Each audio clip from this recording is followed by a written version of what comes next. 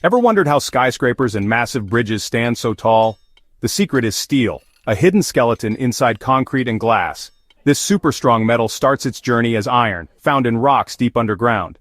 Miners dig up iron ore searching for rocks like hematite and magnetite, which are rich in iron. It's like a treasure hunt, with giant machines unearthing the raw material that will become the backbone of our cities. Without steel, we wouldn't have the towering buildings or sprawling bridges we see today. Steel is the quiet hero making our modern world possible. So let's put on our hard hats and follow the journey of steel, from the earth to the skyline. Our adventure begins in the mines, where the real work of unlocking iron is about to get very, very hot.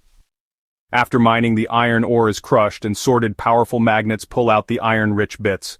The cleaned ore heads to a steel mill where it enters a blast furnace, a giant oven taller than a house.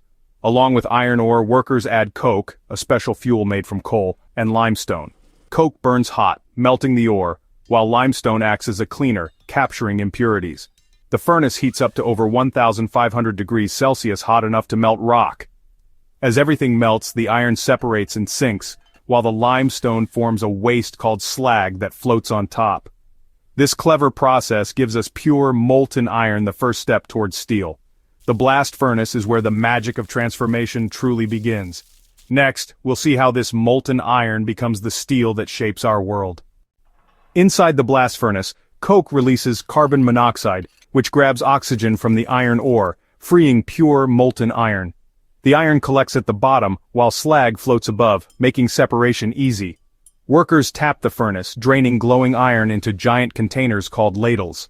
Even the slag is useful. It's recycled into cement and road materials. The molten iron, called pig iron, is about 95% pure but still too brittle for building. To become steel, it needs one more crucial step: removing excess carbon. Only then can it become the strong, flexible material that supports our cities. Let's see how iron is transformed into steel. To make steel, pig iron is poured into a basic oxygen furnace. A jet of pure oxygen blasts into the molten metal, burning away most of the carbon and impurities in minutes. This process turns brittle iron into tough, flexible steel. At this stage, small amounts of other elements, like chromium or nickel, can be added to create special steels, like stainless steel. For construction, alloys are chosen to give steel the perfect balance of strength and flexibility. After testing to ensure quality, the liquid steel is cast into thick slabs called blooms or billets. These blocks are the starting point for every steel beam, rod, and plate in our buildings. The transformation from raw iron to steel is fast, fiery, and precise. Now it's time to shape steel into the building blocks of our world. The steel blooms and billets are rolled through powerful machines, stretching and shaping them while they're still hot. This process creates I-beams for building skeletons, rebar for reinforcing concrete, and plates for bridges and towers. Each piece is cut to size, loaded onto trucks or trains, and sent to construction sites.